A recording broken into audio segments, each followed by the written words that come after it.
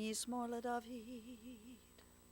אדוני רואי לא אחסר, בנות אשר ירביצני על מי מנוחות ינחלני.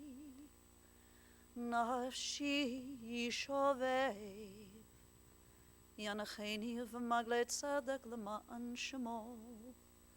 גם כי הלך בגצון מוות, לא ירא רע כי אתה עמדי.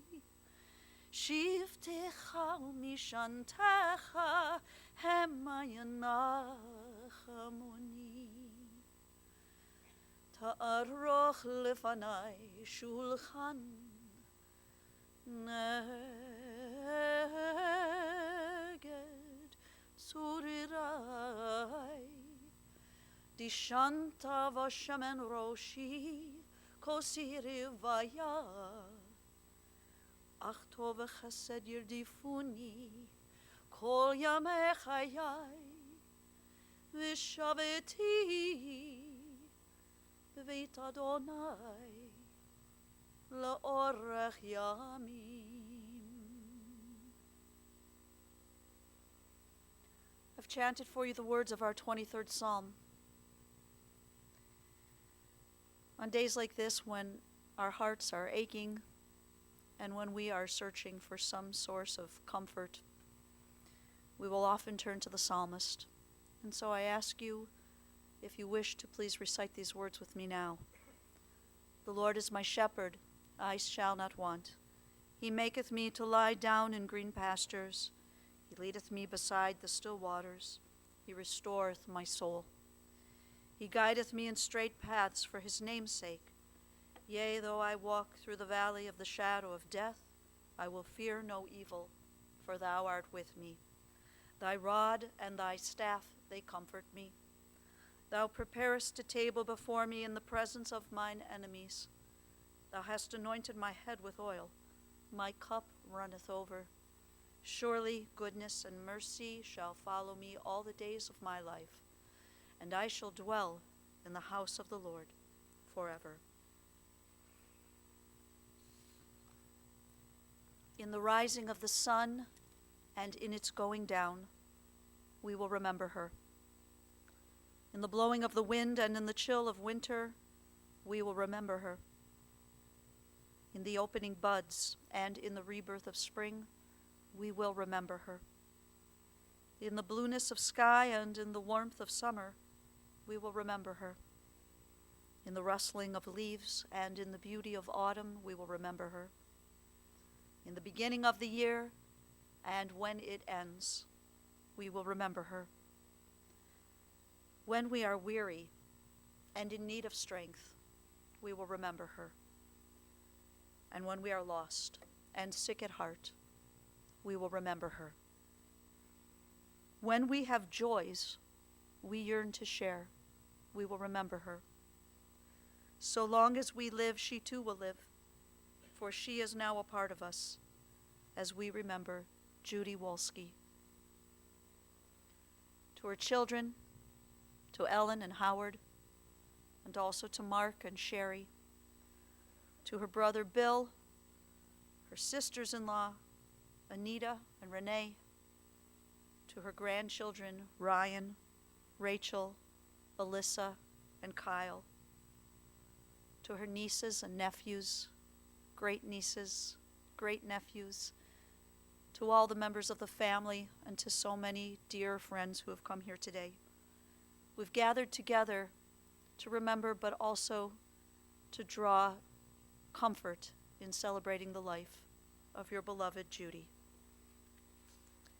Our sages in their wisdom have taught us that birth is a beginning and death a destination, and life is a journey, from childhood to maturity and from youth to age, from innocence to awareness and ignorance to knowing, from foolishness to discretion, and then perhaps to wisdom, from weakness to strength, or strength to weakness, and often back again, from health to sickness, and back we pray to health again, from offense to forgiveness, from loneliness to love, from joy to gratitude, from pain to compassion and grief to understanding, from fear to faith, from defeat to defeat to defeat, until looking backward or ahead, we see that victory lies not at some high place along the way, but in having made the journey, stage by stage, a sacred journey. Birth is a beginning and death a destination, but life is a journey, a sacred pilgrimage to life everlasting. Judy's journey began here in Cleveland. She was born in 1936 to Albert and Lucille Heller. Judy and her younger brother Bill grew up in University Heights on Bushnell Road. Bill, as we spoke, you described to me a very close-knit family. Your sister was close to your mom and even closer to Dad. And your grandmother, Regina, who you and Judy called Nana, she lived with your family as well, and she shared a room with your sister for several years. As you and Judy were growing up, you knew a sister who was easygoing and soft-spoken. She had a great group of friends, you said, a large group of friends.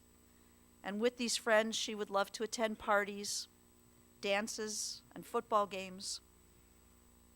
Your family also had very strong ties to our Jewish traditions. And you recalled that when Judy was confirmed at the Euclid Avenue Temple, which is later known as Fairmount Temple, Anshe Esed, she was named her confirmation class valedictorian. Bill, as the two of you grew into your adult years, you always remained close. There were the Friday night Shabbat dinners at each other's homes. You and Anita would host, or Eugene and Judy would host. But those Shabbat dinners included all the children, all the cousins together. And that was a beautiful thing to see every single Friday night. And Judy loved when the family would gather together for Rosh Hashanah dinners, for Yom Kippur and the break fast, and of course Passover Seders. These family moments are moments that both you and your sister treasured. Following your sister's graduation from Cleveland Heights High School, she matriculated to The Ohio State University. It was in her first year at OSU that Judy Heller was introduced to Eugene Wolsky. It was at an AEPI social event. And as Judy shared with me nearly 4 years ago at the time of Gene's passing, she said that when they met, they were just friends. They became very good friends, but it was only friends. But the summer following her freshman year at college, things began to change.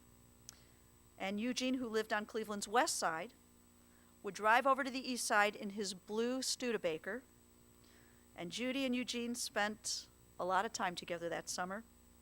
And by the time she was ready to return to Columbus for her sophomore year, things between her and Gene Wolsky had become, well, romantic.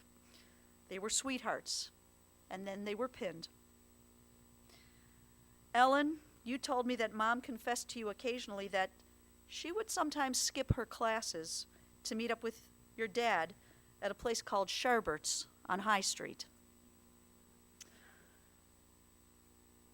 Love blossomed between the two of them. They became engaged, and they were married in June of 1958 by Rabbi Philip Horowitz of blessed memory at Fairmount Temple.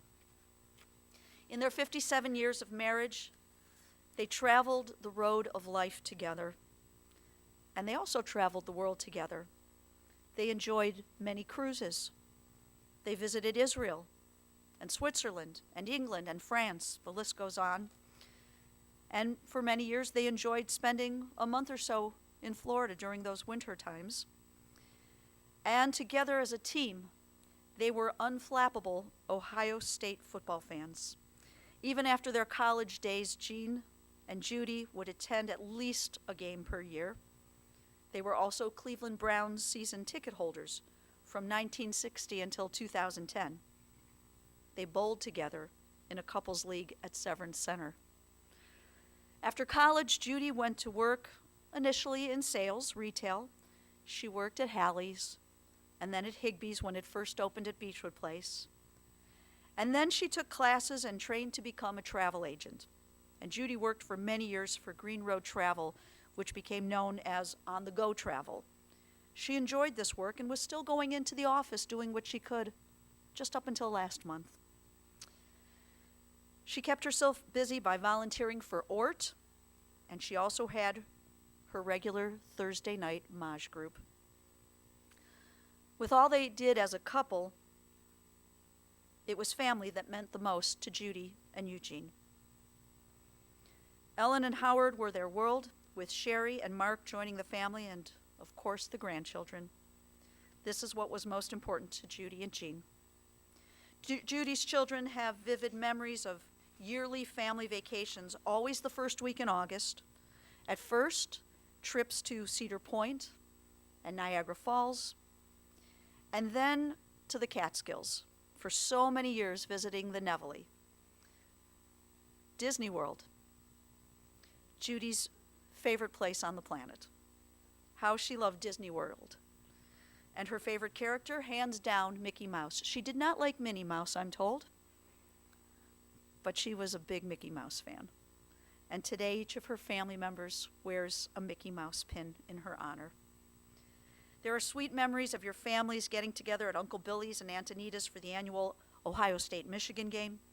And then there was the family promise, the promise that was finally fulfilled.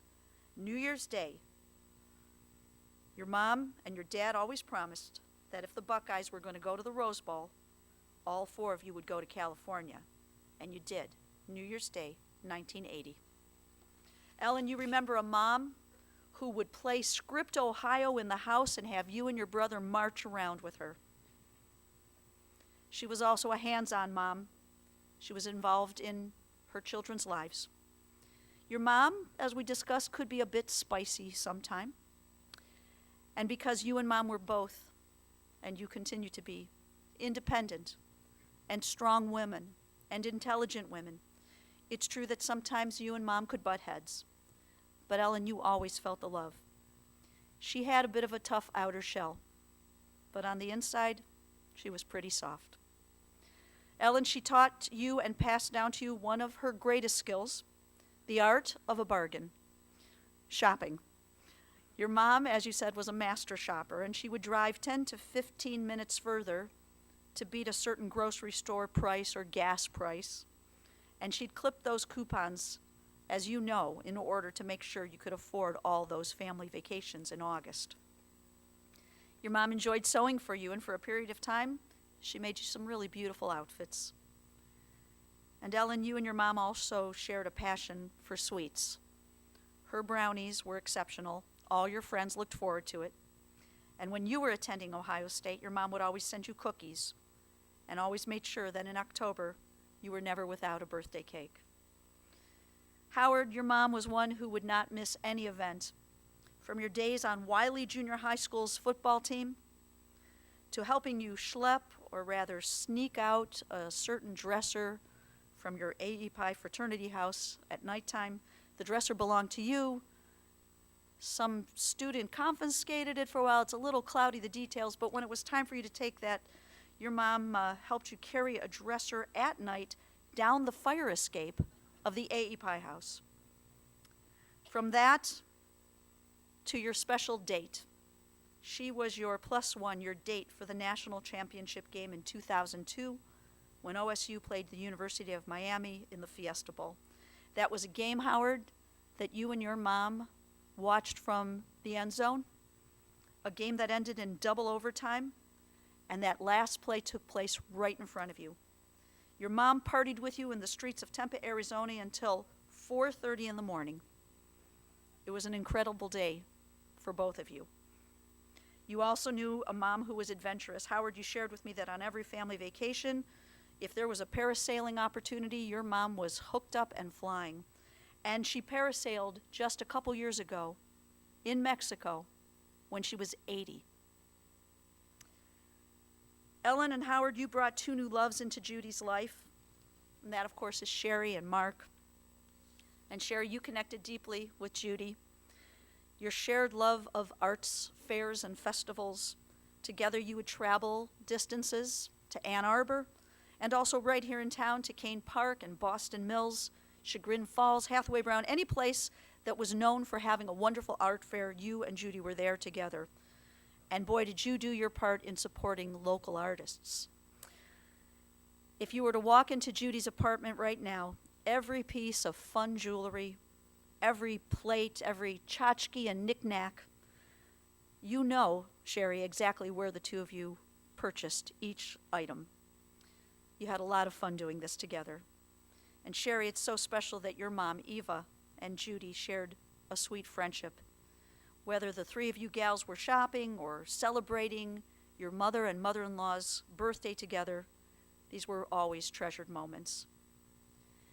And Mark, Judy just adored you, and she appreciated all the things you did for her and the patience that you showed her every time you had to go to her apartment to help maybe reprogram the remote control.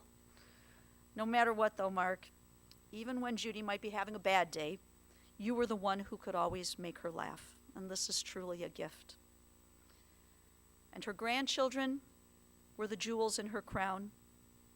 Ryan and Rachel and Kyle, who are here with us today, and also to her granddaughter Alyssa, who is spending a semester at sea.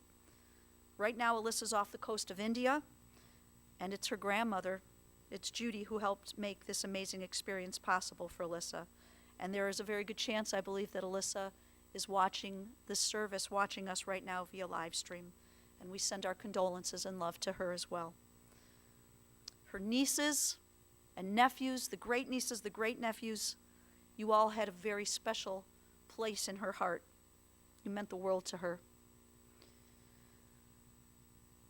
But taking her 4 grandchildren to Disney World and spending time with them, and the Heller-Wolsky trip to Israel, any opportunity to have real quality family time, this was Judy's greatest love of all.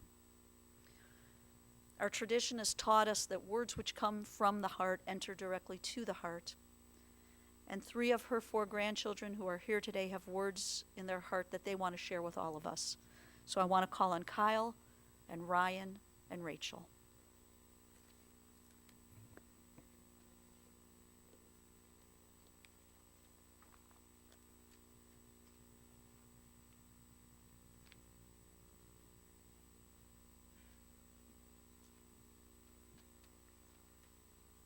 Hi, everyone. When we heard of the news that was happening, everything kind of progressed very quickly. And due to the fact that we're kind of scattered all over the country, whether it's in Denver, I'm in Las Vegas, Kyle's in Boston, or to my sister watching all the way into India, it was very unfortunate to us that we weren't able to make it here before things kind of took a turn for the worse. So we wrote this letter to Nana, and we're very fortunate that Kyle was able to read it to her. And I'm told that she was very receptive to it, so I just wanted to share it. Dear Nana, although we are not able to be with you during these difficult yet important moments, we wanted to try to explain to you how much you have meant to each of our lives. It's undoubtedly hard to put into words the gratitude that we have for your consistent displays of love and compassion for all of us. Throughout our lives, you were always there to show your support. You came to so many of our hockey games, soccer games, and swim meets, regardless of whether they were near or far. You encouraged us to work hard in school and conveyed pride whenever we did well, and encouraged us to not feel down if we needed to improve. After we moved to Denver, you were always eager to visit, and you were always so happy and glowing whenever you were around us. So many memories come to mind when we reminisce on our times together. Our passion for skiing is similar to your passion for Disney, and we are so glad that we got to be with you on your version of what we would call a powder day, which was a ride on It's a Small World. Like any true Clevelander, you loved Ohio State, the Indians, the Browns, and the Cavs, and you were always quick to share your opinion about these teams or take us to games. Even if it took a little longer, you always took us on the Rapid to get downtown since you knew how much we loved the train. And what would a visit to Nana and Papa's be if she wasn't making the famous chicken and rice for dinner, followed by banana bread for dessert. Just be careful to not use the word rubbish around us, or else any of the grandkids would erupt in a laugh attack. We thought that word was so silly, and she always said it. Not wanting to outdo yourself, you even came with us for a ride on the Iron Dragon roller coaster at Cedar Point as an 80-year-old. Alyssa made sure that we told that story. Then, not to be outdone, you went parasailing as we nervously looked on from the beach in Mexico. We clearly got our adventurous side from you. You always showed us the importance of having a close family. You did this by always wanting to spend time with us, by helping us when we needed it, or by encouraging us grandkids to get along with each other. For example, when we were young, you would make us dinners or give us rides if our parents were busy. More recently, whenever we came to town, you insisted that we stay with you and that we use your car.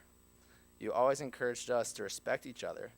You picked us up during our lows and congratulated us during our highs. From Shabbat dinners to carving pumpkins with Papa, rides in the convertible, or a trip to the beach, these memories and so many more will never be forgotten. The time we had together was incredibly special, and while we never wanted it to end, we will keep these memories forever. We are so blessed to have such an incredible grandmother who loves us as much as you love us. We'll love you forever and always. From Ryan, Rachel, Alyssa, and Kyle.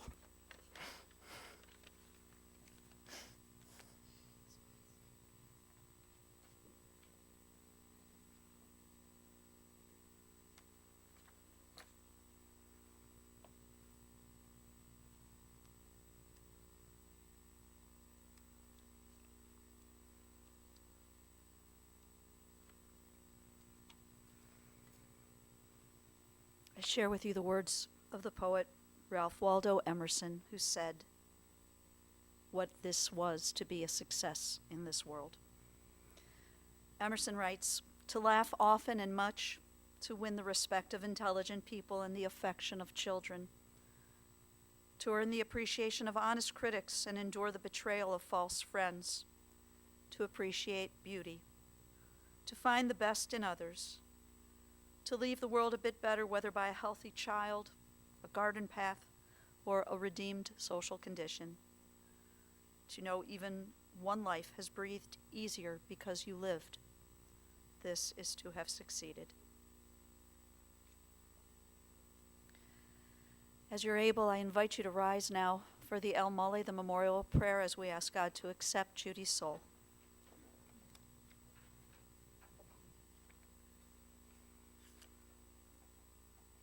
El Mole Rachamim, Shochen Bamromim, Hamsei Menucha Nechona Tachat Kanfei HaShchina, B'malot Kedoshim Utorim, Kezohar Arakia Masirim, Et Nishmat Yochet Sora Bat Liebe Yanta V'Avraham Ruvain, Shahalacha Leonama Began Eden Temenuchata, Ahna Baharachamim Astirecha, B'Seiter Knafecha Leolamim, V'Titzurar B'Tzurarachayim Et Nishmata, Adonai Hu Nachalata, V'Tanuach B'Shalom, Al Mishkava V'Nomar, Amen. O merciful God, who dwells on high, who is full of compassion, grant perfect rest beneath the shelter of your divine presence among the holy and pure, who shine as the brightness of the firmament. To our dear departed Judy Wolsky, who will be remembered by the Hebrew name Yoched Sora Bat Liba Yanta Ve'Avraham Ruvain. To Judy, who has gone now to her eternal home, may her soul be bound up in the bonds of eternal life, and grant that her memory inspire all of us to noble and consecrated living. And to this we say, Amen. Friends, let me just share a couple brief announcements with you. Following the burial, which is at Mount Olive Cemetery, the family will receive visitors at Mark and Ellen's home. The address, we believe, was printed incorrectly in the paper. Their home is on Aberdeen, but the address is 36785. That's 36785 Aberdeen in Solon. Visitation will begin after the burial and will continue until 8 p.m. tonight. Also, visitors are welcome on Friday, tomorrow, from 12 until 5 p.m., Saturday evening from 6 until 9, and then finally on Sunday afternoon from 12 until 4 p.m. Anyone wishing to make a contribution in memory of Judy, the family has suggested that you might consider a hospice program of your choice, but the family has a strong connection to the Cleveland Clinic's hospice program, and if that interests you, they suggest that you go online to giving.ccf.org and just you'll be directed and prompted how to designate your contribution to hospice. Again, that's giving.ccf.org. On behalf of the family, we thank you for your love and for your support today.